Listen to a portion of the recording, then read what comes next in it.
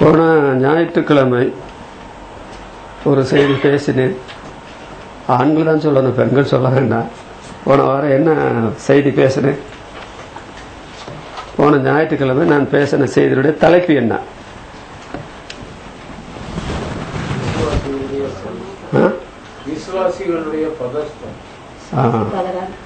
விசுவாசியுடைய பதஷ்டம்.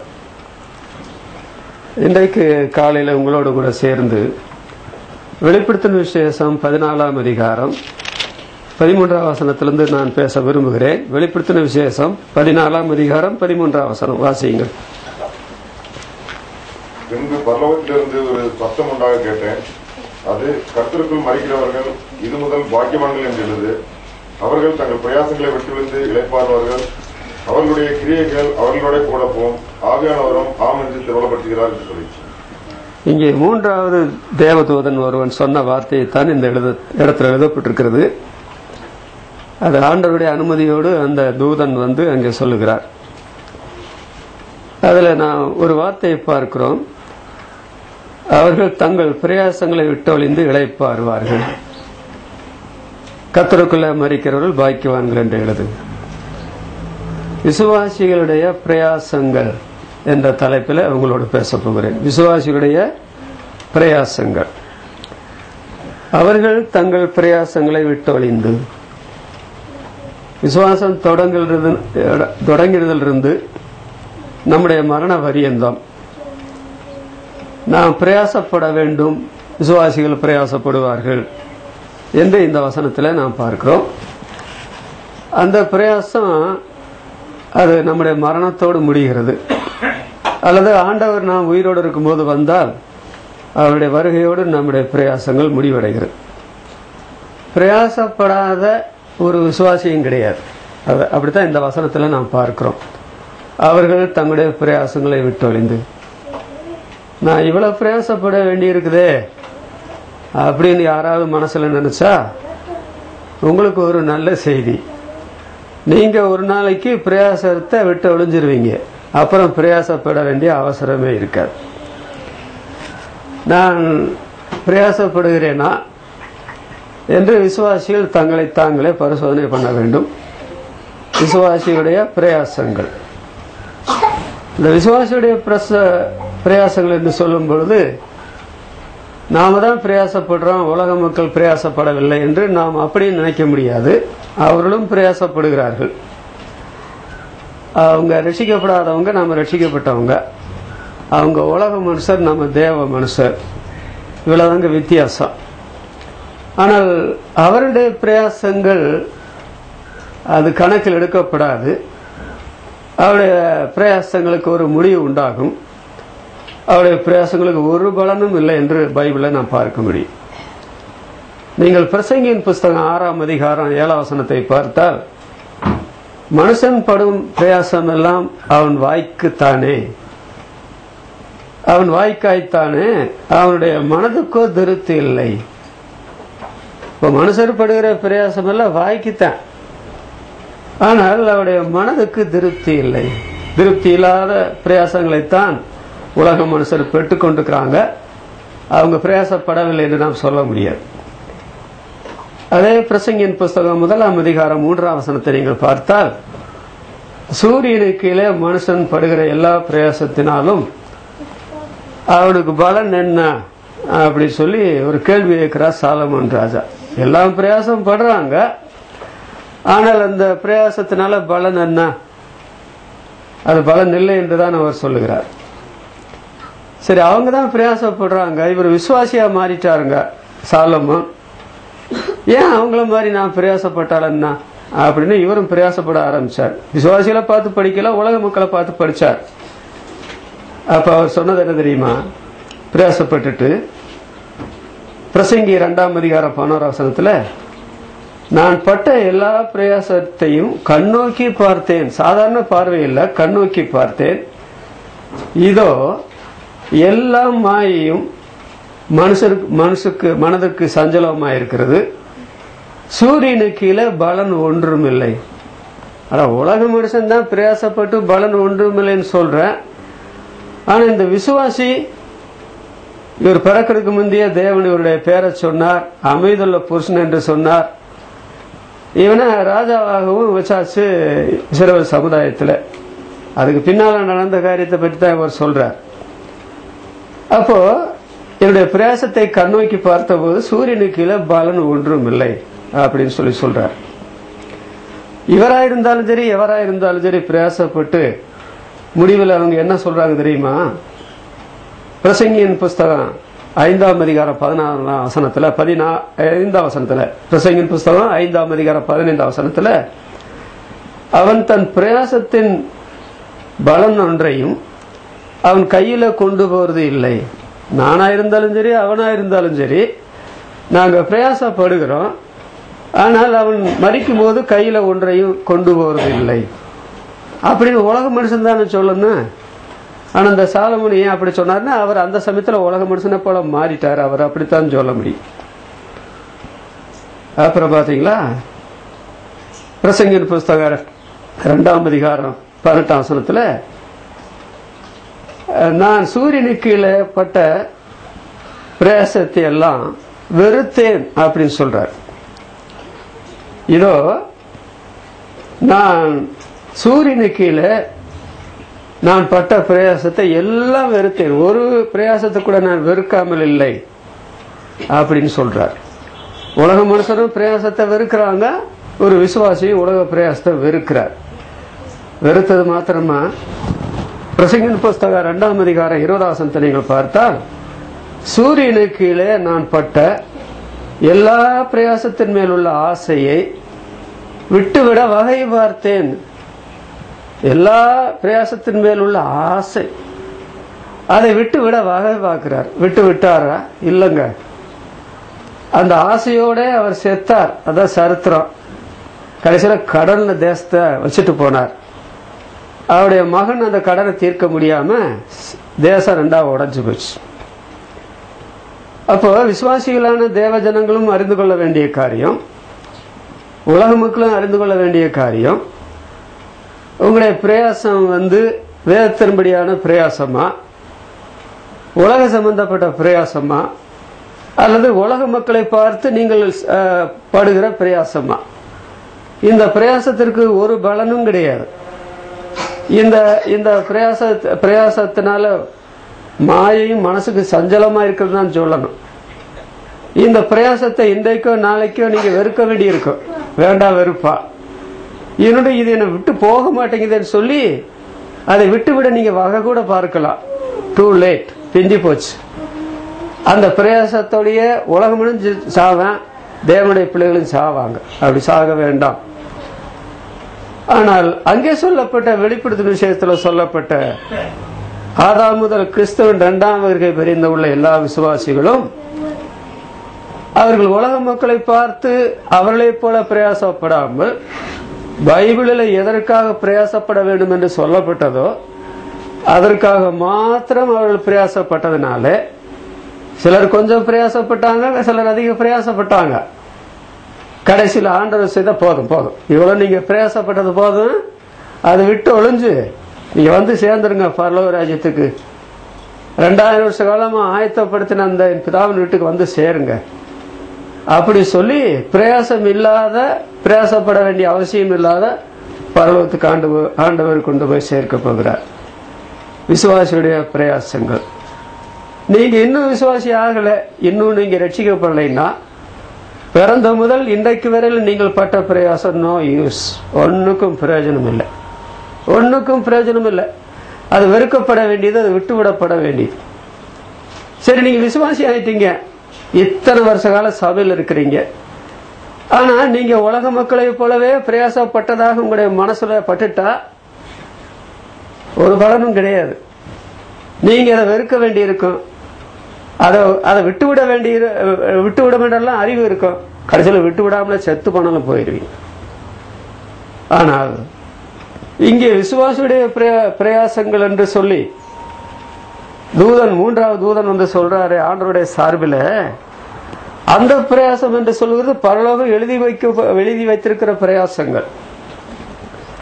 இந்த விசுவாசியுடைய பிரயாசம் என்று சொல்லும் பொழுது அவருடைய பிரயாசத்துல 2 வகையாய் சொல்லலாம்.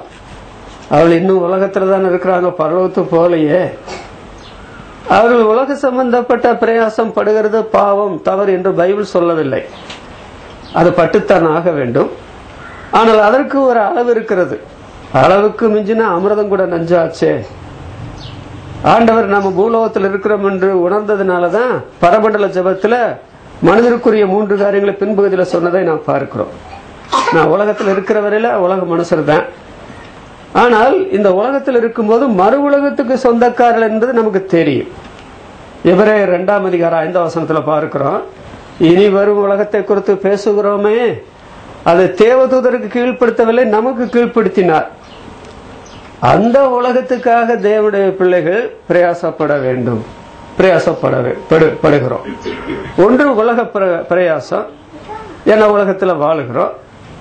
இன்னொன்று நாம இன்னொரு உலகத்துக்கு போக போறோம். இந்த உலகத்துல நாம் வாழுகிற வாழ்க்கை 70 வருஷம், பலத்தின் மீது 80 வருஷம், முடிவில்லாத காலங்கள். மறு உலகத்துல வாழ போகிறோம். இங்கே எவ்வளவு பிரயாசப்பட்டோமோ அந்த பிரயாசத்துக்கு அளவு அங்க பிரதிபலன் கிடைக்கும். அதனால நீங்க ஒப்பிட்டு பார்க்கணும். இதுவரையில நான் உலக சம்பந்தப்பட்ட பிரயாசம் எவ்வளவு பட்டேன், ஆவிக்கிற பிரயாசம் எவ்வளவு பட்டேன். நான் இன்னும் உலக பிரயாசம் படுறேன், ஆவிக்கிற பிரயாசம் ஒண்ணு கூட படல அப்படின்னு சொன்னா, இன்றைக்கே நீங்க இந்த ஆவிக்கிற பிரயாசத்தை தொடருங்க. இங்கே கர்த்தருக்குள்ள அந்த மரிக்கிறவர்கள் தங்களுடைய பிரயாசங்களை விட்டொழிந்து இளைப்பாறுவார்கள் என்று சொல்லியிருக்கிறேன். அவருடைய பிரயாசத்தை பற்றி இப்படி சொல்லலாம். பைபிள் வெளிச்சத்துல வெளிப்படுத்தும் விசேஷம் 2ஆம் அதிகாரம் 3ஆம் வசனத்துல ஒட்டுமொத்த எபேசு சபைக்கு ஆண்டவர் சொல்லும் பொழுது, நீ இளைப்படையாமல் பிரயாசப்பட்டதை நான் அறிந்திருக்கிறேன். இளைப்படைந்திருக்கலாம். ஆண்டவரே, நாங்களும் மண்ணான மனுஷர் தானே, எங்களுக்கு எத்தனை காரியங்கள் இருக்குது, உலக காரியங்களும் அது இதுவும் பிச்சு பிடுங்களான பல வேலைகளை செய்ய வேண்டியதா இருக்க காரியங்கள் வந்து பழிக்குது அப்படி சொல்லி சாக்கு பக்கு ஒன்று சொல்லாம இளைப்படையாமல் தெய்வ காரியங்களை பிரயாசப்பட்டிருக்கிறாங்க. அப்ப இந்த பிரயாசத்தை விட்டொழிந்து இளைப்பாற போகிறோம் என்று சொல்லும் பொழுது நீங்கள் பட வேண்டிய பிரயாசம், அதாவது இளைப்படையாமல் பிரயாசப்பட வேண்டும். அதோடு ரோமருக்கு எழுதின நிருபம் 16ஆம் அதிகாரம் 12ஆம் வசனத்தை நீங்கள் பார்த்தால் அதுல மிகவும் பிரயாசப்பட்ட 2 பேரை பற்றி சொல்லப்பட்டிருக்கு. மிகவும் பிரயாசப்பட்ட மரியாள், பெர்சியா. இந்த 2 பேரும் நாங்க சாதாரண பிரயாசப்படுத்த எங்களால முடியும், குடும்பம் இருக்குது, புள்ள குட்டி இருக்குது, நாங்க விசுவாசிகள் ஆயிட்டும் பிரயாசப்படாம இருக்க முடியுமா? ஏதோ எங்களுடைய பலவீனத்தின் மத்தியில கொஞ்சம் பிரயாசம் எடுக்கிறோம் இல்லாம அவர்கள் மிகவும் பிரயாசப்பட்டார்கள். அங்க இளைப்படையாமல் பிரயாசப்படுறாங்க, இளைப்பையை நாங்க தூர வச்சிருவோம். அப்புறம் மிகவும் பிரயாசப்பட்டாங்க, கொஞ்சம் பிரயாசப்பட்டு திருப்தியா இருக்க மாட்டோம், மிகவும் பிரயாசப்பட்ட என்று பவுல் அவர்கள் 2 பேரை பற்றி சொல்றார். 1 கொரிந்தியர் 15ஆம் அதிகாரம் 10ஆம் வசனத்துல அவர்கள் எல்லாரிலும் அதிகமாய் பிரயாசப்பட்டேன். அவங்கள பார்த்து அவங்கதான் கொஞ்சம் பிரயாசப்படுறாங்களே அப்படின்னு சொல்லி இவரும் அவங்களோட சேர்ந்து போகாம அவர்கள் எல்லாரிலும் நான் அதிகமாய் பிரயாசப்பட்டேன். ஒரு நாளில பிரயாசத்தை விட்டொழிவோம், அப்புறம் பிரயாசப்பட வேண்டாம். இந்த மாதிரிகளை பாருங்க.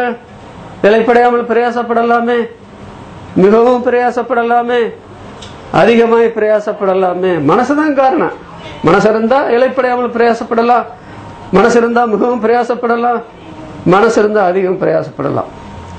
பிரயாசம் என்று சொல்லுவது எதற்குரியது? பிரயாசம் ஆதியாகமம் 31ஆம் அதிகாரம் 42ஆம் வசனத்தை நீங்கள் பார்த்தால் லாபான் அவர் மாமனார் அவரிடத்துல யாக்கோபு சொல்லுகிறார், தேவன் என் கைகளின் பிரயாசத்தை பார்த்து நேற்று இரவில் தேவன் உம்மை கடிந்து கொண்டார். பிரயாசம் எதற்குரியது? கைக்குரியது. அப்ப தேவன் என்னுடைய கையின் பிரயாசத்தை பார்த்து அப்படி சொன்னா இந்த கையினால தான் நான் பிரயாசப்பட வேண்டும். அந்த பிரயாசத்தை ஆண்டவர் பார்க்கிறார். அங்க போய் அவன் பிரயாசப்பட்டான என்னத்துக்கு? தன்னுடைய 2 மனைவிமாருக்கு, அப்புறம் 2 மனைவிமாரு, அப்புறம் பிள்ளைங்க நிறைய பேர் இருக்கிறாங்க. அந்த அதுக்காக பிரயாசப்படலைன்னா எப்படி அந்த மனைவிமாருடைய தேவை சந்திக்கிறது, பிள்ளையுடைய தேவை சந்திக்கிறது? அந்த அந்த பிரயாசத்தை ஆண்டவர் பார்த்தார்னு தான் சொல்றார். அப்ப கைகளுடைய பிரயாசத்தை பார்த்து 128 சங்கீதம் 2 வசனத்தை நீங்கள் பார்த்தால், நீ உன் கைகளின் பிரயாசத்தை சாப்பிடுவாய். விசுவாசிகள் தாங்க பிரயாசப்படக்கூடிய அறிவு உள்ளவங்க, திறமை உள்ளவங்க. தேவகுமாரன் நமக்கு புத்தியை தந்திருக்கிறார். அந்த நேபுகாத்நேச்சார் திறமையான வாலிபர்களை தெரிந்தெடுத்தான் என்று, யூத ஜனங்களிடம் தெரிந்தெடுத்தான் என்று தானியேல் 1 அதிகாரத்தில் சொல்லப்படுகிறது. நாம தான் திறமைசாலிகள், நம்முடைய கைகள் தான் நல்ல கைகள். நல்ல வேலைக்கு தங்களுடைய கைகளை திடப்படுத்தினார்கள் என்று நெகேமியா புத்தகத்தில் சொல்லப்பட்டிருக்கு. அதனால விசுவாசிகளான தேவ ஜனங்கள் நம்முடைய கையை ஆண்டவர் கொடுத்திருக்கிறார். நமக்காக கைகளை சிலுவையில ஒப்பு கொடுத்த தேவகுமாரன். ஒரு காலத்தில் இந்த கைகள் வேற காரியத்துக்காக பிரயாசப்பட்டது. ஆனா என்றைக்கு நாம் ரட்சிக்கப்பட்டோமோ அன்றையிலிருந்து இந்த கைகளினால நாம் பிரயாசப்படுகிறோம். சரி, நமது பிரயாசத்துல கவனிக்க வேண்டிய ஒரு முக்கியமான காரியம் உண்டு. நாம பிரயாசப்படுறோம், அவர்கள் பிரயாசத்தை விட்டொழிந்து இளைப்பாறுவார்கள். அவர்களும் சரி நம்மளும் சரி பிரயாசத்துல கவனிக்க வேண்டிய மிக முக்கியமான காரியம் இருக்கு. நான் பிரயாசப்பட்டேன் அப்படின்னு போய் ஆண்டவர்கிட்ட நீங்க பேரம் பேச முடியாது, சொல்லிட்டு ஆண்டவரை திருப்திப்படுத்த முடியாது. இந்த காரியத்தினையும் கவனிக்கணும். அது என்ன தெரியுமா? 1 தெசலோனிக்கேயர் 1 அதிகாரம் 2 வசனத்தை பார்த்தால், உங்கள் அன்பின் பிரயாசத்தை நாங்கள் நினைவு கூர்ந்து இடைவிடாமல் உங்களுக்காக ஜெபம் பண்ணுகிறோம். அந்த தெசலோனிக்கேயில் இருக்கிற தேவனுடைய பிள்ளைகள் பிரயாசப்பட்டார்கள்.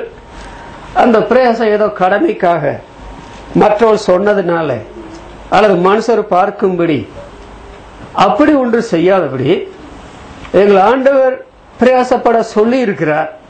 வேதத்துல பிரயாசத்தை பற்றின போதனை இருக்கிறது. அதனால நாங்கள் பிரயாசப்படும் பொழுது அன்பினால பிரயாசப்படுவோம். கிறிஸ்துவின் அன்பு எங்களை நெருக்கி ஏவுகிறது என்ற நிலைமையில நாங்கள் பிரயாசப்படுவோம் என்று அவர்கள் பிரயாசப்பட்டதுனாலதான் அவர்களுக்கு பவுல் சொல்லும் பொழுது, உங்கள் அன்பின் பிரயாசத்தை நாங்கள் நினைவு கூர்ந்து, மறக்க முடியாது, நினைவு கூர்ந்து இடைவிடாமல் உங்களுக்காக ஜெபம் பண்ணுகிறோம். எபிரேயருக்கு எழுதின நிருபம் 6 அதிகாரம் 10 வசனத்தை நீங்கள் பார்த்தால், தமது நாமத்திற்காக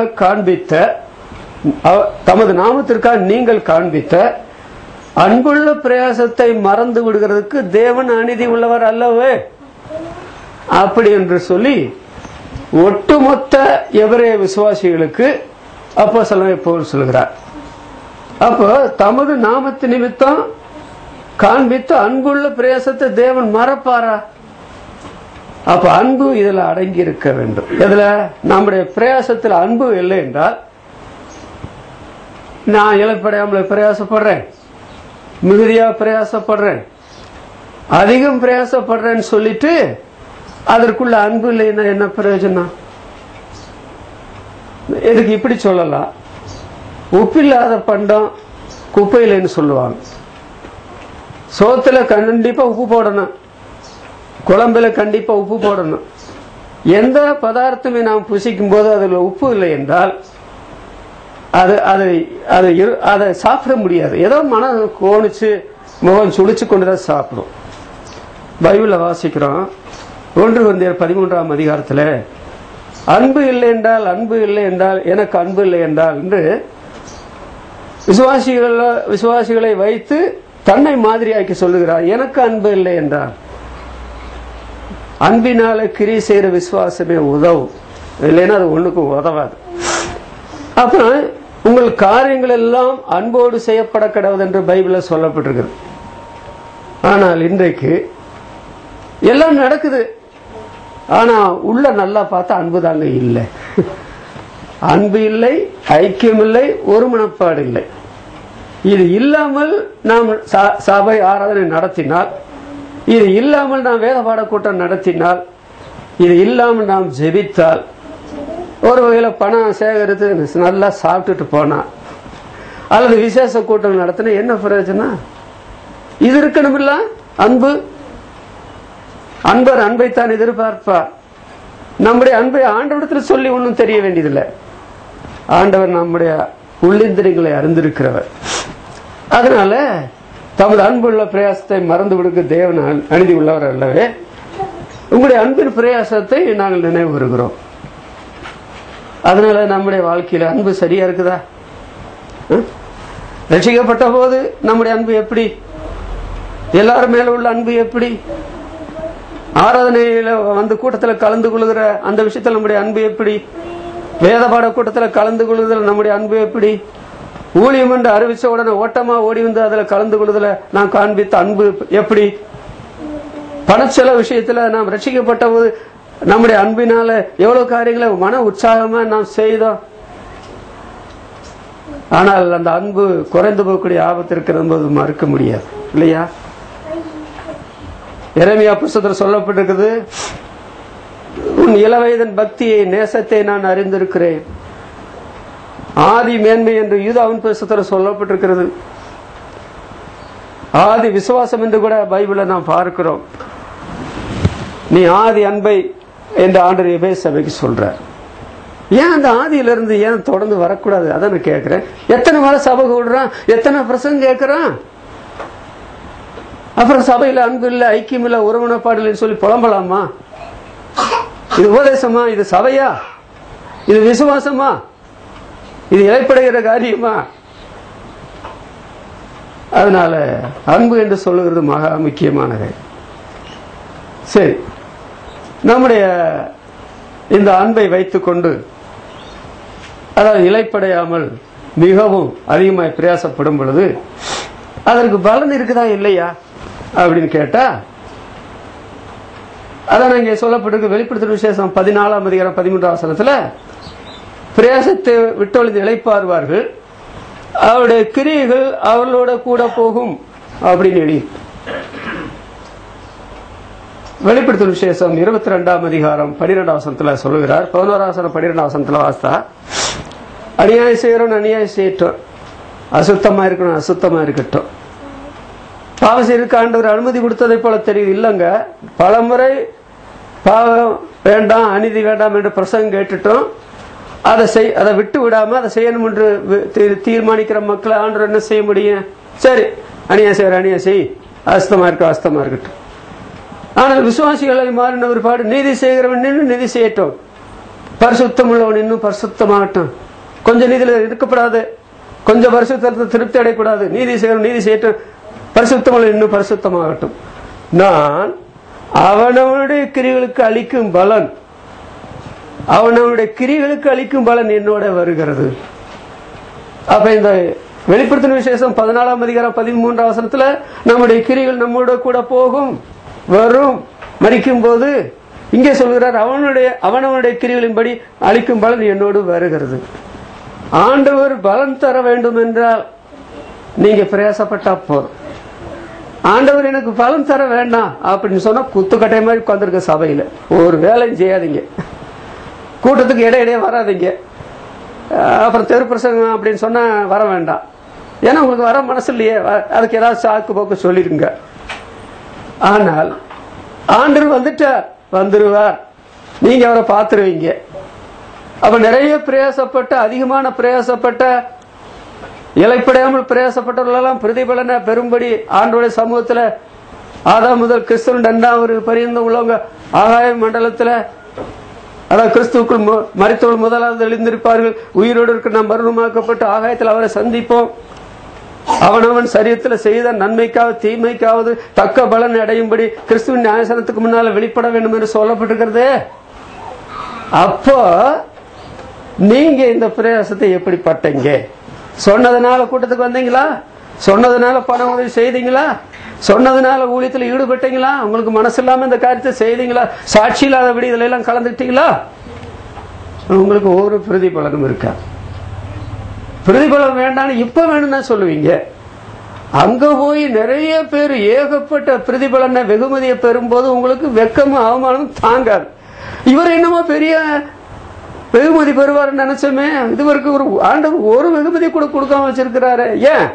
அவர் உள்ளத்தை பார்க்கிற ஆண்டவர், அவர் சும்மா வெகுமதி அள்ளி கொடுத்துருவாரா? நீதிமொழிகள் 10ஆம் அதிகாரம் 16ஆம் வசனத்தில் வாசிக்கிறோம். நீதிமொழிகள் 10:16 நீதிமானுடைய பிரயாசம் ஜீவனை பிறப்பிக்கும். நீதிமான் என்று சொல்றவன் பிரயாசப்படத்தான் செய்வான். அதுக்காகத்தான் பாதியா இருந்தவனே ஆண்டவர் சிலுவை மரணத்தின் மூலமாக நீதிமானாக ஆக்கி இருக்கிறார். நீதிமானுடைய பிரயாசம் ஜீவனை பிறப்பிக்கும். நீங்க உயிருள்ளவங்களா, உயிரோடு இருக்கிறீங்களா, எழுப்புதலோடு இருக்கிறீங்களா அப்படின்னு எப்படி கண்டுபிடிக்கலாம்? உங்களுடைய பிரயாசத்தை வைத்து. அப்புறம் வாசிக்கிறோம் 2 தீமோத்தேயு 2ஆம் அதிகாரம் 6ஆம் வசனத்துல, பிரயாசப்பட்டு பயிரிடுகிறவன் பலனில முந்தி பங்கடைய வேண்டும்.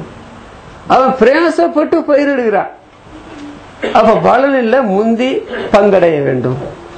நீங்க பிரயாசப்படாம எப்படி பலனில முந்தி பங்கடைய முடியும்?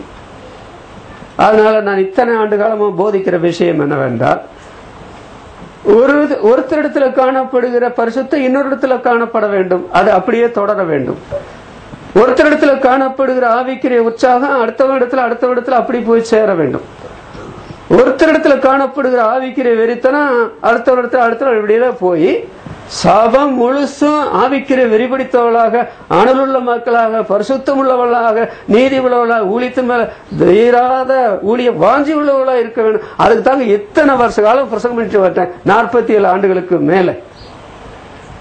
ஆனா இப்படி செய்தும் உங்களை பிரயாசப்பட வைக்க முடியலன்னா, நான் பிரசங்கத்துல தோல்வி அடைஞ்சேன்னா அல்லது பிரசங்கம் கேட்ட நீங்க தோல்வி அடைகிறீங்களா அப்படின்னு உங்களுக்கு தெரியும், ஆண்டவருக்கு தெரியும்.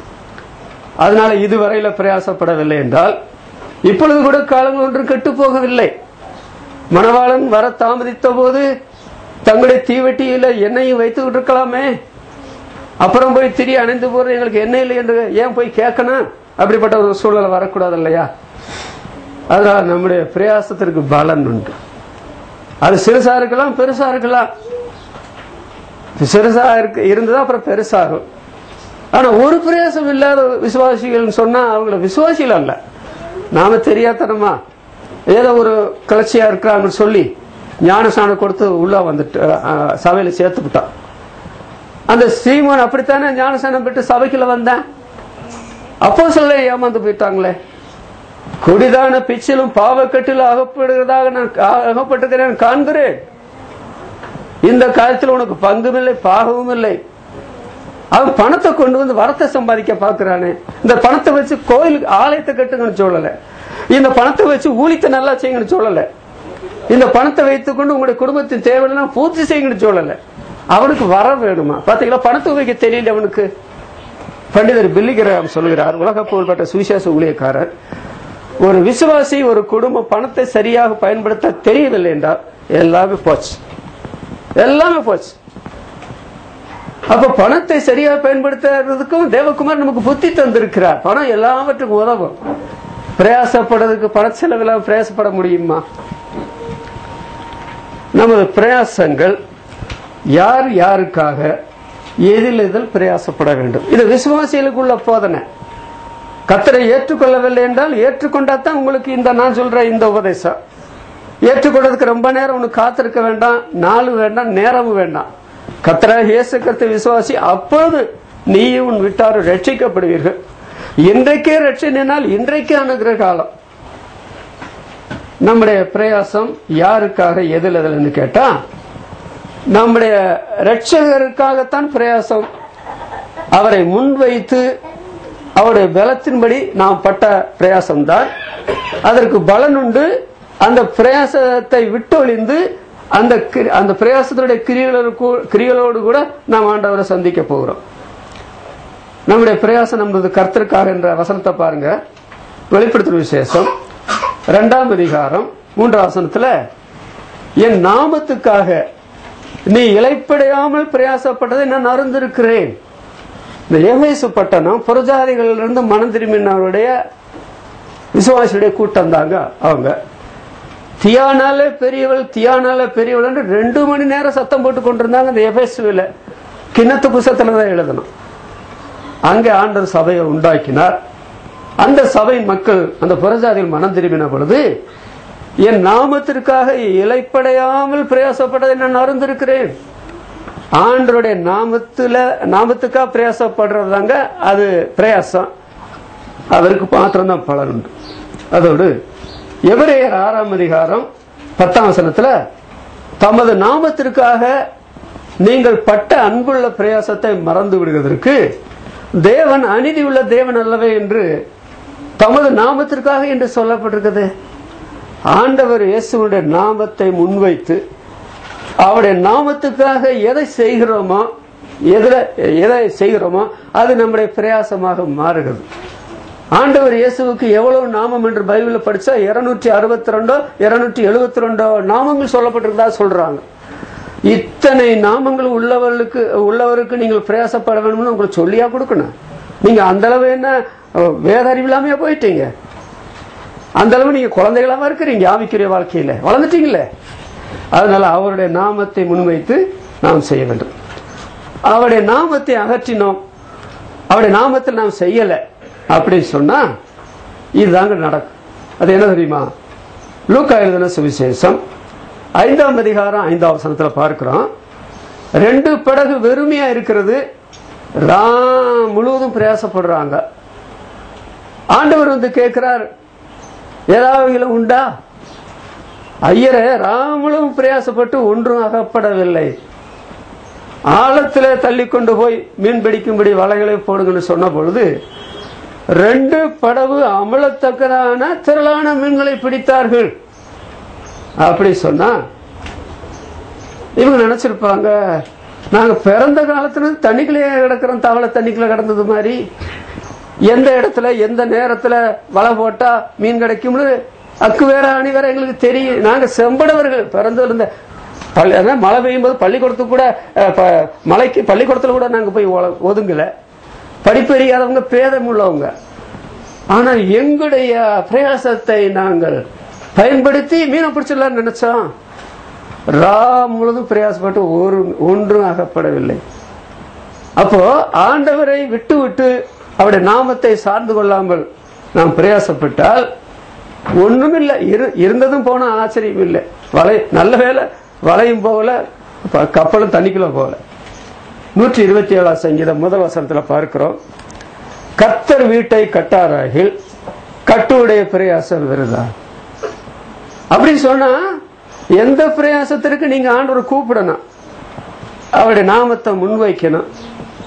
என்னுடைய சுய சக்தியினாலாவது சுய பக்தியினாலாவது நான் எதையுமே செய்ய முடியாது அப்படின்னு பேதர் சொன்னதை போல நீங்களும் சொல்ல பழகணும். அது உங்களுடைய அனுபவம் ஆகணும். அப்பொழுதுதான் ஆண்டவர் உங்களுக்கு உதவி செய்யணும். ஆண்டவர் இயேசுவுக்கு அவருடைய நாமத்துக்கு நாம் பிரயாசப்படுகிறோம் என்று சொன்னால் அவருக்கு நமக்குள்ள உறவு எப்பங்க வந்துச்சு? அது பெரிய கேட்கிற கேள்வி. வெளிப்படுத்துற விசேஷம் 3ஆம் அதிகாரம் 20ஆம் வசனத்துல பார்க்கிறோம், அவன் என்னோடும் நான் அவனோடும் போதனம் பண்ணுவோம். அவன் என்னோடு போதனை பண்ணுவான், நான் அவனோடு போதனை பண்ணுவேன். அப்பா, ஆண்டவர் வெளியே நிற்கிறார், ஆலயத்துக்கு வெளியே நிற்கிறார். உங்க உள்ள எல்லாம் பண்ணிட்டு இருக்கிறாங்க. இதோ வாசல்படி தட்டுகிறேன், ஒருவன் சத்தத்தை கேட்டு கதவை திறந்தால் நான் அவனிடத்துல பிரவேசிப்பேன் அப்படின்னு சொல்றார். அப்ப ஆண்டவருக்கு அவங்களுக்கு உறவு கிடையாதுல்ல. ஆண்டவர் அவங்களுக்கு சாப்பிட்டாங்களா 2 பேரும்? இல்லையே. கதவை திறந்தால் நான் உள்ள வந்து அவன் என்னோடும் நான் அவனோடும் போதனை பண்ணுவேன். நம்முடைய இறுதிய வாசற்படியில் இருந்து ஆண்டவர் தட்டுகிறார். உடனே திறந்த போது ஆண்டவர் உள்ள வருவார். இந்த இயேசுவானவர் தட்டுகிறதை போன்ற ஒரு படத்தை வரைந்த தேவனுடைய மனுஷன் ரொம்ப ஞானமா அந்த படத்தை வரைஞ்சிருக்கிறார். அது என்ன தெரியுமா? அந்த படம் வரையும்போது வெளியில இருந்து திறக்கிறதுக்கு, அதாவது இந்த இப்படி பிடிக்கிறது மாதிரி ஒண்ணும் இல்லாம வழுக்குன்னு இருக்கு. இது என்ன இப்படி வரைஞ்சிருக்கிறேன்னு கேட்ட போது அவர் என்ன சொன்னா தெரியுமா? ஆண்டவர் தட்டுகிறார் சொல்வது உள்ள இருக்கிறவங்க பூட்டி இருக்கிறாங்க, அதனாலதான் நான் அப்படி இதெல்லாம் போட்டுக்கிறேன். அவங்க திறந்தாதான் ஆண்டவர் உள்ள போக முடியும். அவர் வந்து அடிச்சு உடைச்சு உள்ள போகிற போலீஸ்காரர் அல்லது ராணுவ அதிகாரி அல்ல. அவர் அன்புள்ளவர், பாசம் உள்ளவர், மனிதனை மதிக்கிறவர். அவனுடைய தேவையை அவனே உணர்ந்து கதவை திறக்கணும். திறந்தா நான் அவனோடும் அவன் என்னோடும் போதனை பண்ணுவான். பாருங்க, எபேசியருக்கு 4ஆம் அதிகாரம் 9ஆம் வசனத்தில் வாசிக்கும் போது, அதாவது நீங்கள் தேவனை அறிந்திருக்க அல்லது தேவனால நீங்கள் அறியப்பட்டிருக்க, இப்படி 2 காரியம். நீங்கள் தேவனை அறிந்திருக்க அல்லது தேவனால நீங்கள் அறியப்பட்டிருக்க. ஆண்டவருக்கு நம்ம நல்லா தெரியும் முதல் சிட்டு வரையில. ஆனா உங்களுக்கு ஆண்டவரை பற்றி என்ன தெரியும் சொல்லுங்க? உங்களுக்கு ஆண்டவரை பற்றி என்ன தெரியும்? தேவனால் அறிந்திருக்க அல்லது தேவனால அறியப்பட்டிருக்க. சரியா 22 வயதா இருக்கும்போது எனக்கும் ஆண்டவருக்கும் உறவு ஏற்பட்டது. அவர் என்னை அறிந்தார், நான் அவரை அறிந்தேன். அவர் எனக்குள்ள வந்தார், அவர் என்னோட போதனம் பண்ணுகிறார், நான் அவரோட போதனம் பண்ணுகிறேன். இந்த ஐக்கியம் தேவைங்க. ஆனால் எபேசியருக்கு நிறுவனத்தில் ஒரு வசனம் கூட விசுவாசியில ஆனவங்களுக்கு சொல்லும் பொழுது பவுல் சொன்னதை நீங்க பாத்தீங்களா? எபேசியர் 2ஆம் அதிகாரம் 12ஆம் வசனத்துல பார்க்கும் பொழுது, இவ்வுலகத்தில் அந்த வசனத்துடைய பின்பகுதியில உலகத்தில் தேவனற்றவளா இருந்தீர்கள் என்று நினைத்துக் கொள்ளுங்க. பிறந்ததிலிருந்து ரட்சிக்கப்படுகிற வரையில நீங்களும் நானும் தேவன் அற்றவர்கள். இது நமக்கு புரிந்து கொள்ள ரொம்ப கஷ்டம் இல்லையா? கிறிஸ்தவ குடும்பத்திலே பிறந்திருக்கிற நான் தேவனற்றவனா இருக்க முடியுமா? உலகத்தில் 1007 மதங்களை நம்புகிற மக்கள் இருக்கிறார்களே, அவள் எல்லாரும் நாங்கள் தேவனை அற்றவள் என்று புரிந்து கொள்ள முடியுமா? எங்களுக்கு தான் கோயில் இருக்குதே, ஆலயம் இருக்குதே, பள்ளிவாசல் இருக்குதே, நாங்கள் அதற்கு எவ்வளவு செலவு பண்ணிருக்கிறோம், நாங்க என்ன நாத்திகர்களா அப்படி கேட்கறவங்க எல்லாம் உண்டு. ஆனால் இந்த வசனம் சொல்லுகிறது, இவ்வுலகத்தில் தேவனற்றவளா இருந்தீர்கள் என்பதை நினைத்துக் கொள்ளுங்கள், மறக்காதீங்க. அப்போ ஆண்டவருடைய நாமத்து நிமித்தம் நாம் பிரயாசப்படுவதற்கு முந்தி ஆண்டவரை ஏற்றுக்கொண்டு அவருடைய நாமத்தினுடைய மகத்துவத்தை புரிந்து கொண்டு, ஆண்டவரே நான் உமக்காகத்தானே பிரயாசப்படுகிறேன் பெரிதும் சிறிதுமான காரியத்திற்கு என்று அவருக்குள்ளதான் நான் பிரயாசப்படுகிறேன். 1 கொரிந்தியர் 15ஆம் அதிகாரம் 58ஆம் வசனத்தில் வாசிக்கிறோம். ஆகையால் பிரியமான என் சகோதரரே, கர்த்தருக்குள் நீங்கள் படுகிற பிரயாசம் விருதாவாயிராது என்று அறிந்து கர்த்தருடைய கிரியிலே எப்பொழுதுமே பெருகிறவளா இருப்பீர்களாக. அப்போ கர்த்தருக்காக நீங்கள் என்ன பிரயாசப்பட்டீங்களோ, சிறிதோ பெருசோ, அது விருதா அல்ல. அதனால நீங்கள் எப்பொழுதும் பெருகிறவளா இருப்பீர்களாக. சரி, அந்த பிரயாசத்தில் பெருக முடியல என்ற ஒரு தவிப்பு வந்தா அதற்கு ஒரு அருமையான வசனத்தை நீங்க பாத்தீங்களா? கொலோசையர்கள் நிருபம் 1ஆம் அதிகாரம் 29ஆம் வசனத்துல, கொலோசையர் 1:29, அதற்காக நான் எனக்குள்ள வல்லமையாய் கிரியை நடப்பிக்கிற அவருடைய பலத்தின்படி போராடி பிரயாசப்படுகிறேன். இயேசுவானவர் எங்கே என்று கேட்டால் படத்துல கோயிலுக்குள்ள அப்படி அல்ல. பைபிள் இந்த வசனம் சொல்லுகிறது. பவுல் என்ன சொல்கிறார்? அதற்காக நான் எனக்குள்ளே வல்லமையாய் கிரியை நடப்பிக்கிற அவருடைய பலத்தின்படி போராடி பிரயாசப்படுகிறேன். ஆண்டவருடைய பலம் நமக்கு இல்லை என்றால் நாம போராடி பிரயாசப்பட முடியாது. அந்த பிரயாசம் தோல்வியில முடியும். எனக்குள்ள வல்லமையாய் கிரியை நடப்பிக்கிற அவருடைய பலத்தின்படி போராடி பிரயாசப்படுகிறேன். ஆண்டவர் இயேசு எங்கே இருக்கிறார்? இங்கே இருக்கிறார். அவர் என்ன செய்கிறார்? எனக்குள்ள கிரியை நடப்பிக்கிறார். அவர் என் மூலமா செய்கிற காரியம் என்ன? அன்பினாலே கிரியை செய்கிற விசுவாசமே உதவும். அவருடைய பலத்தின்படி போராடி பிரயாசப்படுகிறேன்.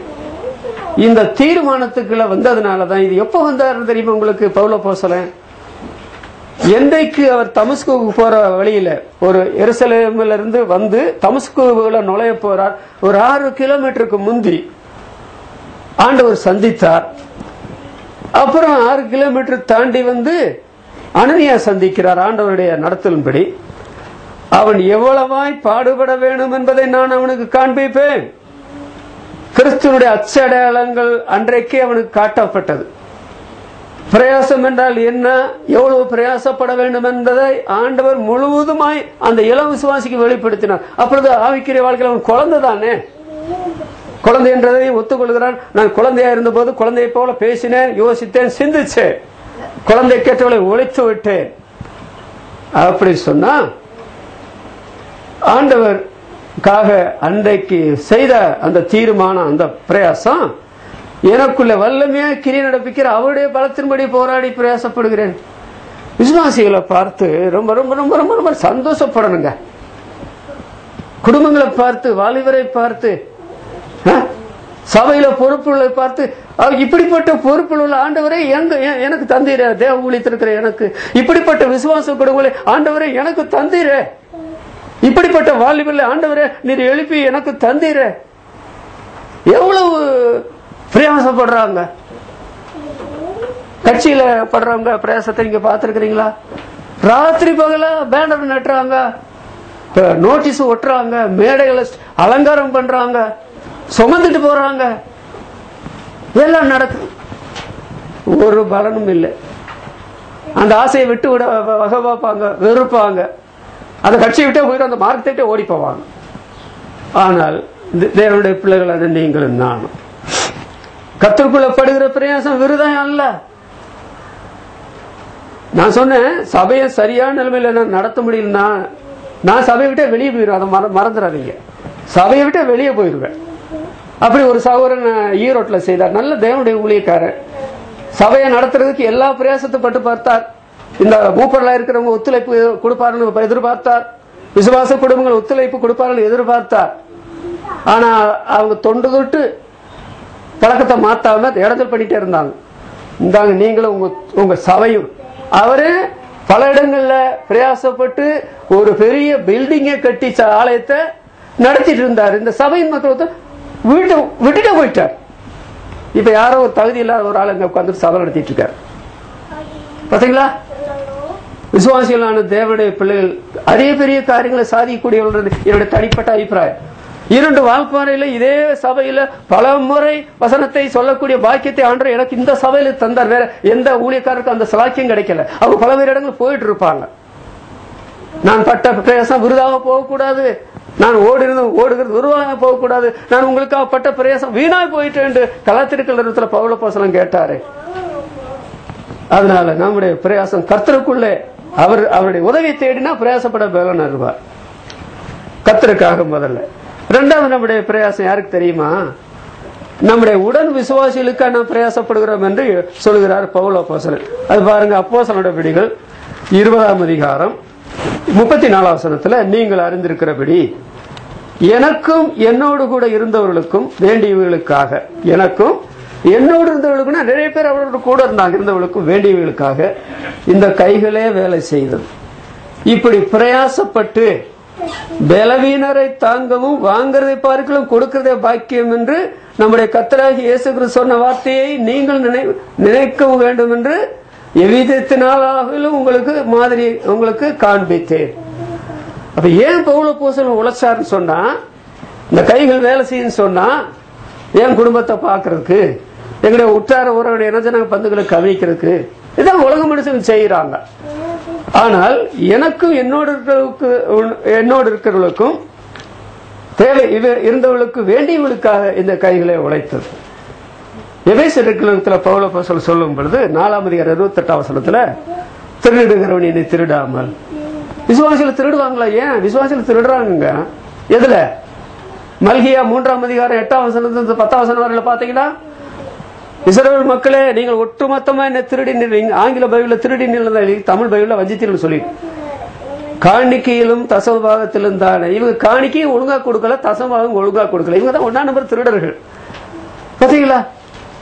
அதனாலதான் பவுல் அப்போஸ்தலன் புதிய ஏற்பாடு சொல்றார், நீங்கள் திருடுகிறவன் நீ திருடாமல் குறைச்சல் உள்ளவனுக்கு கொடுக்கத்தக்கதாகவும் தனக்கு உண்டாயிருக்கத்தக்கதாகவும். நாம போய் அடுத்தவங்க கையேந்தப்படாது. அப்ப நமக்கு கொடுக்கவும் தேவையுள்ளவர்களுக்கு உதவி செய்யத்தக்கதாக நலமான வேலை செய்ய வேண்டும். ரோமர் 16ஆம் அதிகாரம் 6ஆம் வசனத்துல பவுல் அப்போஸ்தலன் சொல்லும் பொழுது, எங்களுக்காக மிகவும் பிரயாசப்பட்ட மரியாதை வாழ்த்துங்கள். அப்ப அவங்க கர்த்தருக்காக பிரயாசப்பட்டாங்கல்ல, சரிதான். கண்ட சகோதரத்தில் அன்பு கூறாதவன் காணாத தேவனிடத்துல எப்படி அன்பு கூற முடியும்?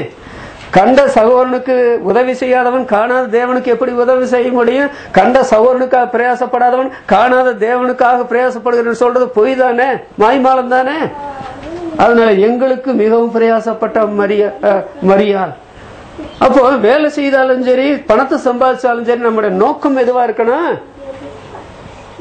ஆதாம் முதல் கிறிஸ்துவின் 2ஆம் வருகை பிறந்த உள்ள விசுவாசிகளுடைய கூடுகிற கூட்டங்களில் எல்லாம் பாத்தீங்கன்னா ஒரு பாதி, அதுல பாதி ஏழைகள், அதுல பாதி தங்களால கஷ்டப்பட்டு உழைச்சு ஒன்னும் செய்ய முடியாத நிலைமையில் இருக்கிறவங்க இருக்காங்க. வேலை கிடைக்கல, வேலை கிடைச்சாலும் செய்யறதுக்கு சரித்தில பலனும் இல்லை. இப்படிப்பட்டவர்களுக்கு உதவி செய்யறதுக்காக தனக்கு உண்டாயிருக்கவும் குறைச்சல் கொடுக்கத்தக்கதாக நலமான வேலை செய்ய கடவன் அப்படி சொல்லிக்கிற உடன் விசுவாசிகளுக்காக. அதுல எபிரேயர் பாருங்க, ரொம்ப அருமையா எழுதப்பட்டிருக்கிற வார்த்தை. எபிரேயர் 6ஆம் அதிகாரம் 10ஆம் வசனத்தில் வாசிக்கும் போது, எபிரேயர் 6:10 வாசிக்கிறோம். தமது 6:10 ஏனென்றால் உங்கள் கிரியையும் நீங்கள் பரிசுத்தவான்களுக்கு ஊழியம் செய்ததினாலும் ஊழியம் செய்து வருகிறதுனாலும் தமது நாமத்திற்காக காண்பித்த அன்புள்ள பிரயாசத்தை மறந்து விடுகிறதுக்கு தேவன் அநீதி உள்ளவர் அல்லவே. பரிசுத்தவான்களுக்கு ஊழியம் செய்ததினாலும், அது கடந்த காலத்தில் முடிஞ்சு போன ஒன்று, செய்து வருகிறதுனாலும். ஆண்டவருக்கு நாங்க ஊழியம் செய்யறோங்க, ஆனா நீங்க ஆண்டவருக்கு ஊழியமே செய்யல. ஆனா நீங்க ஆண்டவருக்கு ஊழியம் செய்திருந்தால், இங்க சொல்லப்பட்டு பரிசுத்தவான்களுக்கு ஊழியம் செய்ததினாலும் செய்து வருகிறதுனாலும். தாவீது சம்பாத்தியம் இருந்தது, சம்பாத்தியம் பண்ணவும் செய்தார். சங்கீதம் 16:2-3 என்ன சொல்ற? தேவனே, என் செல்வம் உமக்கு வேண்டியதாயிராமல் பூமியில் உள்ள உம்முடைய பரிசுத்தவான்களுக்கும் என்னுடைய முழு பிரியத்தை வைத்திருக்கிற மகத்துமாக்களுக்கு அது வேண்டியதா இருக்கிறது. சில விசுவாசிகளை நான் 1967 பார்த்திருக்கிறேங்க. நடைபெறுகிற ஊழியத்துல பணம் செய்யாத விசுவாசிகள் இந்த சபையில் இருந்திருக்கிறாங்க. அப்புறம் கூட்டங்கள் சொல்லி, விசேஷ கூட்டங்கள் சொல்லி பண செலவெல்லாம் உண்டு சொன்னாலும் உதவி செய்யாதவங்களும் இருந்திருக்கிறாங்க. சரி, ஒரு ஸ்தலத்துல ஒரு தேவ ஊழியக்காரன் ஊழி செய்யறான, சம்பளம் இல்லாத நிலைமையில தானே ஊழி செய்யறா. நம்முடைய சபைகளுக்கு தலைமை ஸ்தாபனம் கிடையாது, கிளஸ்தாபனம் கிடையாது, மாதாந்திர சம்பளம் கிடையாது, டிரான்ஸ்பர் கிடையாது. அப்படித்தானே சபை உண்டாக்கி எல்லா இடங்களையும் நடந்து கொண்டிருக்கிற. சென்னையில எல்லாம் 70க்கும் மேல சபை இருக்குது. மதுரையில, சேலத்துல, தமிழ்நாடுங்கு சபை இருக்கு. நம்முடைய ஊழியக்காரன் மனைவி பிள்ளைகளை வைத்துக்கொண்டு பலவிதமான பயங்கரமான ஊழியங்கள்லாம் செய்யறாங்க. இவங்களுக்கு ஆண்டவர் பரலோகத்திலிருந்து அப்படியே எல்லாம் தேவையை சந்திச்சு பைபிள் சொல்லிச்சா? அந்த உத்தரவாதத்தை ஆண்டவர் நமக்கு தந்திருக்கிறார் விசுவாசிகளுக்கு.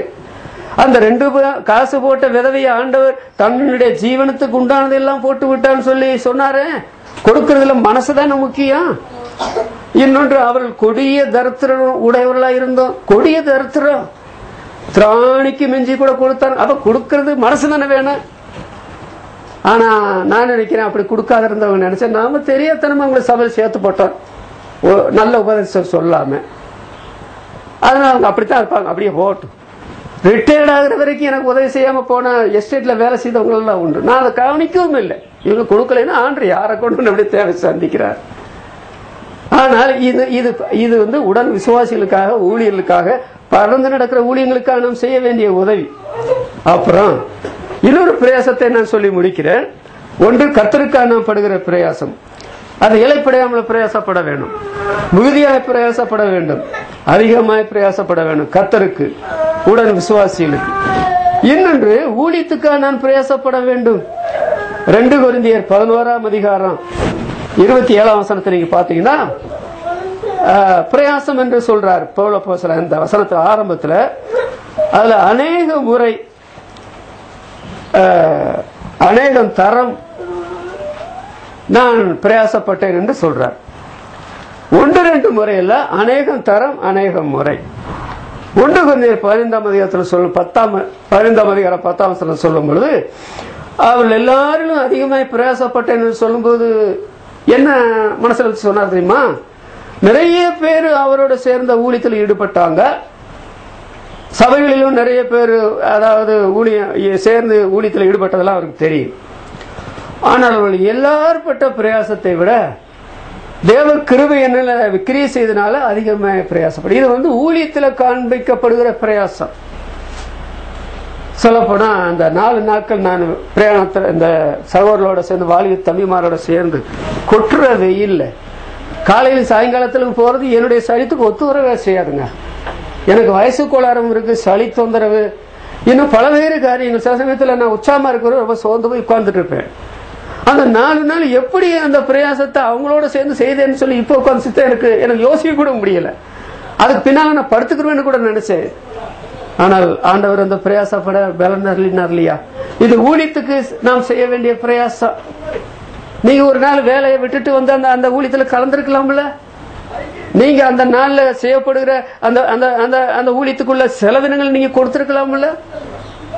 நீங்க அந்த செலவினங்களையும் கொடுக்க மாட்டீங்க. அந்த ஊழியத்துல ஒரு நாள் விடுமுறை போட்டு கூட அதுல கலந்து கொள்ள மாட்டீங்கன்னு சொன்னா அவங்களை பத்தி என்ன சொல்றது? நீங்க ஊழியத்துல பிரயாசமா பண்றீங்க. சரி, அங்க இருந்து நீங்க ஜெபம் பண்ணீங்களா? அதுவும் அது ஜெபம் பண்ணிருக்க மாட்டீங்க. நீங்க ஜெபம் பண்ணல. அப்படி ஜெபம் பண்ணிருந்தா நீங்க என்ன செஞ்சிருக்கணும்? பிரதர், இன்னைக்கு நீங்க கூட்டத்துக்கு போனீங்களே, எப்படி கூட்டம் நடந்தது, எத்தனை பேர் வந்திருந்தாங்க கேட்டீங்களா? அப்போ இந்த நிலைமையில நான் பிரயாசத்தை எடுக்கணும். அதுக்காக நேரத்தை எடுக்கணும், பணத்தை எடுக்கணும், அவங்களோட சேர்ந்து போகணும். இன்றைக்கு நம்மை போன்ற சபையில் இல்லாத இயக்கங்கள் அவங்க சபையை முக்கியப்படுத்துறது இல்லைங்க. அவங்க எவ்வளவு பணத்தை உண்டாக்கி ஆட்களை உற்சாகப்படுத்தி ஊழித்து கூட்டிட்டு போறாங்க. இவங்க போய் சபை உண்டாக்குன இடங்கள்ல இந்த பொருளுதவி பணம் விஷயம் ஆட்களை கூட்டிட்டு போய் பாருங்க, நீங்க கொடுத்த பணத்தினால போனோம், இங்க ஆலயம் கட்டப்பட்டிருக்கு, இங்க சபையார் கூடுறாங்கன்னு சொல்லி அப்படி தரிசனத்தோட வேலை செய்யறாங்க. நமக்கு வந்த கேடு என்னவென்றால், குண்டு சட்டிக்குள்ள குதிரை ஓட்டினது மாதிரி இந்த வால்பாறை சபைகளே ஓட்டிக்கிட்டு இருக்கிறோம் குதிரையை. வேற ஒன்னும் சாட்சி மாதிரி எனக்கு தெரியல. அதனால தரிசனம் உள்ளவங்களா இருங்க, இல்லைன்னா பின்வாங்கி போனாலும் போயிருவீங்க.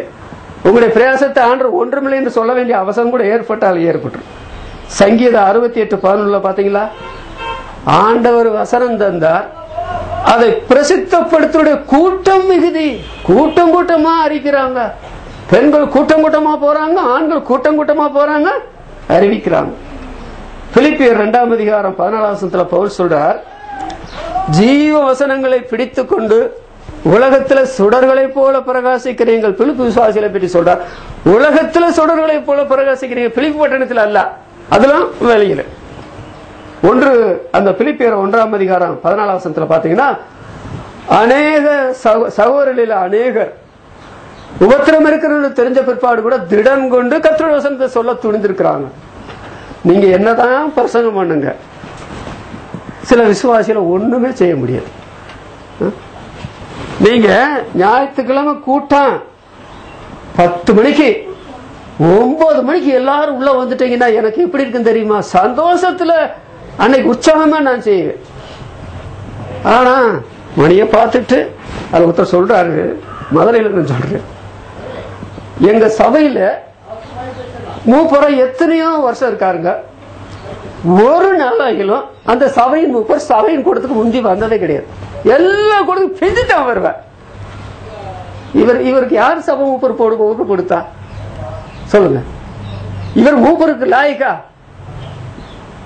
நான் 10 மணி கூட்டம் 9 மணிக்கு உள்ள வர வயசான கிழவை. நீங்க இங்க யாரு என் வயசுல கிழவர் இருக்கிறீங்க? ஒரு சிலர் தான் இருக்கிறீங்க. வர வேண்டியது என்ன? அந்த நாள் முழுசும் வேலையை விட்டுருங்க. கர்த்தருடைய நாள்ல உங்க சுய பேசக்கூடாதுன்னு பைபிள்ல சொல்லிடுது. அன்றைக்கு ஒரு கல்யாணத்துல போறேன். அவர் லேமன் எவாஞ்சலிக்கல் ஃபெலோஷிப்பை சேர்ந்தவரான். நல்ல பிசினஸ் தான், சண்டே நல்ல பிசினஸ், பல ஆயிரம் ரூபாய் ரோல் ஆகுமா. அவர் திருநெல்வேலி ஏரியாக்காரர். அவங்க பக்தி விட மாட்டாங்க, காசை விட மாட்டாங்க. அதனாலதான் அவங்க ரொம்ப முன்னேறி இருக்கிறாங்கன்ற என்னுடைய கருத்து. ஆனா அவர் பக்தி வந்தோட காசை விட்டு போட்டாரு. ஞாயிற்றுக்கிழமை கடை எழுத்து பூட்டிட்டார். அதை பத்தி எவ்வளவு சந்தோஷமா சொல்றாரு தெரியுமா? மனைவி பிள்ளைகளோட நான் கடையை பூட்டிட்டேங்க, என்னை கனப்படுத்துவேன் ஆண்டவர் சொன்னார். ராபர்ட் எட்வின் சொல்லி இங்க இருந்தார் வால்பாறையில. ரொம்ப மோசமான பாதியாரு, நல்ல விசுவாசியா மறிச்சார். ஞானசனம் தான் எடுக்கல அவர் ஞாயிற்றுக்கிழமை தான் இந்த எஸ்டேட்டுகள்ல இருந்து டயர் எல்லாம் கொண்டு வந்து ரீட்ரீட் பண்றதுக்கு புதுப்பிக்கிறது கொடுப்பாங்க அவங்களுக்கு. அதனாலதான் விடுமுறை. நல்ல காசு வந்துட்டு இருந்துச்சு. விசுவாசியானார், பைபிள படிச்சார், இழுத்து போட்டிட்டார் ஆபீஸ. ஞாயிற்றுக்கிழமை திறக்க மாட்டேன். அதனால அவங்க மகன் கூட சொன்ன, அப்பா இதெல்லாம் நஷ்டம் வந்துட்டு என்ன பண்றது? நஷ்டம் வராதுடா, ஆண்டவர் கடனாளி இல்ல, ஆண்டவர் எல்லாம் வழி சிறப்பார். இவர் அரசியல் தெரிஞ்ச உடனே மேனேஜ்மெண்ட் என்ன செய்யும் தெரியுமா? ஆளுகள் கூப்பிட்டு அவர் ஞாயிற்றுக்கிழமை கடை பூட்டிட்டாரு, அதனால திங்கக்கிழமை கொடுத்து விட்டுரு, டயர்ல கொடு. அவர் என்ன சொல்றாரு? நான் அப்படி செய்த பிற்பாடு என்னுடைய வருமானத்துல குறையில, வருமானம் அதிகமா தான் ஆச்சுன்னு சொல்றாரு. சிலருக்கு ஆண்டவரே நம்ப முடியல. என்னமா ஆண்டவர் தீமை செஞ்சிருவாரு, நஷ்டப்படுத்திடுவார். யார் சொன்னது? நீங்க ஆண்டவருடைய நாளை பயன்படுத்துங்க. பிரசங்கமா பயன்படுத்துங்க, சபையா பயன்படுத்துங்க. பிரயாசம் என்று சொல்றது ரொம்ப முக்கியம். ஒன்று கர்த்தருக்காக, இரண்டாவது மக்களுக்காக, இரண்டாவது அவருடைய ஊழியத்துக்காக. இந்த வயசுல என்னால நடக்க முடியாதுங்க, ஓட முடியாது. நான் படுத்திருக்கிற படுக்கை நீங்க வந்து பார்க்கணுமே, செத்து போன மாதிரி படுத்திருப்பேன். எனக்கு உயிர் இருக்கான்னு சில சமயத்துல மூக்குல விரல் வச்சு பார்த்தா தான் தெரியும், அவ்வளவு பலவீனம் உள்ளது. ஆனா நீங்க எப்படி இருக்கிறீங்க? எப்படி இருக்கிறீங்க? பாசம் அன்பாளர் ரொம்ப காமிக்கணுங்க. சபையின் மக்கள் பாசம் அன்பை காமிக்கணும். அன்னைக்கு பயங்கரமான வாந்தி எடுத்துட்டேன். போன் பண்ணேன், தம்பி சுரேஷ்குமார் வந்தான். வந்துட்டு என்னை கைத்தாங்க அங்கிருந்து பிடிச்சு மேல கொண்டு போய் ஆட்டோல ஏத்தி, ஆட்டோல தான் இருக்கிறார்ல பிரதர்னு கீழே விழுந்துருவாரு. இல்லாம இந்த விழாவில் போட்ட கையை நான் போய் இறங்குற வரையிலையும் விடல, டாக்டர்கிட்ட கொண்டு போய் நிறுத்துற வரைக்கும் இந்த விழாவில் போட்ட கையை விடலைங்க. அதாங்க பாசம். சிலர் நம்மளை தொடப்படாது, சிலர் நம்மளை தொடப்படாது, தொட மாட்டாங்க. தொட மாட்டாங்க, நம்மகிட்ட திறந்து பேச மாட்டாங்க, உண்மையை சொல்ல மாட்டாங்க. ஒரு ஊழியக்காரனுக்கு கொடுக்கிற மதிப்பு கொடுக்க நினைக்க மாட்டாங்க, சபை கொடுக்கிற மதிப்பு கொடுக்க மாட்டேன்னு நினைக்க மாட்டாங்க. ஆனா பிரயாசப்படுகிற தேவனுடைய பிள்ளைகள், கர்த்தரை சரியான நிலைமையில் அறிந்தவர்கள், விசுவாசிகளை சரியான நிலைமையில் அறிந்தவர்கள், ஊழியத்தினுடைய மகிமை சரியான நிலைமையில் தீவிரமா செயல்படுவாங்க. ஆண்டு வசனங்களை ஆசிரியர் நம் ஜெபம். எங்களை அன்பா நேசிக்க எங்கள் பிதாவே, இந்த அருமையான கர்த்தருடைய நாளுக்காக உங்களுக்கு ஸ்தோத்திரம் செலுத்துகிறோம். போன வாரம் முழுவதும் ஊழியத்தில் பல நாட்கள் செலவிட கிருபைப்படுத்தி ஊழியத்தில் கலந்து கொண்டு போயிருக்கிற தேவனுடைய பிள்ளைகள் லூக்கா சுவிசேஷத்தில் சொல்லப்பட்டபடி அந்த 70 பேரும் சந்தோஷத்தோடு திரும்பி வந்தாள் என்று சொல்கிறபடி அவர் சந்தோஷமாக திரும்பி போயிருப்பான்னு நினைக்கிறோம். கர்த்தாவே, நாங்கள் விவரங்கள் எங்களுக்கு முன்னதாக தெரியாதனால தேவனுடைய பிள்ளைகளுடைய ஒத்துழைப்பை எதிர்பார்க்க முடியவில்லை. ஆனால் இனி உள்ள நாட்களில் இப்படிப்பட்ட ஊழியங்கள் நடந்தால் அந்த ஊழியம் என்னுடையது என்று சொல்லி எல்லா தேவனுடைய பிள்ளைகளும் தங்களுடைய பொறுப்பை அதில் நிறைவேற்ற கிருபையளித்துள்ளோம். கர்த்தருக்குள்ளே நாங்கள் பிரயாசப்பட, தேவனுடைய பிள்ளைகளுக்காக பிரயாசப்பட, ஊழியத்தில் பிரயாசப்பட, வேதம் போதிக்கிறது. நாங்கள் பிரயாசப்படும் பொழுது கர்த்தாவே, நாங்கள் ஒரு நாளில பிரயாசத்தை விட்டொழிந்து நாங்கள் இளைப்பாருவோம். எங்களுடைய கிரியைகள் ஆண்டவரோடு எங்களோடு வரும். ஆண்டவர் கிரியைகளுக்கு ஏற்ற பலன் அருள்வார். நாங்கள் பிரயாசப்படும் பொழுது அன்பை சரியாக பயன்படுத்திக் கொண்டுதான் நாங்கள் பிரயாசப்பட வேண்டும். அந்த பிரயாசத்தில் இலைப்படையாமல் பிரயாசப்பட வேண்டும், மிகுந்த பிரயாசப்பட வேண்டும், அதிகமாக பிரயாசப்பட வேண்டும். போன நாட்கள் எங்களுடைய வாழ்க்கையில் இந்த பிரயாசத்தில் வந்து போன தவறுகளையும் குற்றங்களையும் பாவங்களையும் எங்களுக்கு மன்னித்தரலாம் ஆண்டவரே. ஆனால் இன்னும் விசுவாசிகளா இல்லாதவர்கள் பிரயாசப்பட்டால் அது உலக பிரயாசம்தான். அதனால பலன் ஒன்றுமில்லை. அந்த பிரயாசத்தில் பலன் ஒன்றையும் அவர் மறிக்கும் போது எடுத்துக்கொண்டு போறதில்லை.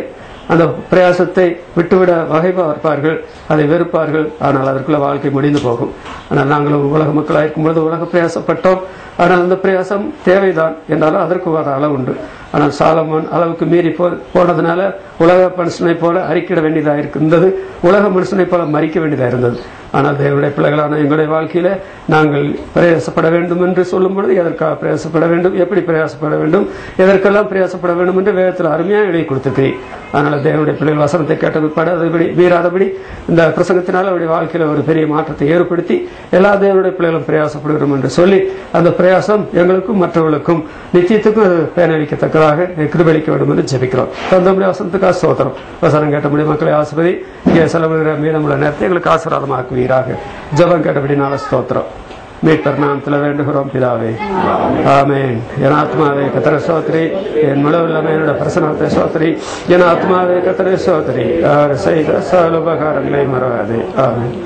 பிதாவாகிய தேவனுடைய அன்பும் நம்முடைய கர்த்தராகிய இயேசு கிறிஸ்துவின் கிருபையும் பரிசுத்த ஆவியானவருடைய அன்பும் சகாயமும் நம் அனைவரோடும் உலகெங்கிலும் உள்ள மேய்க்கிறிஸ்தவ மக்களோடும் என்றைக்கு இருப்பதாக. ஆமென்.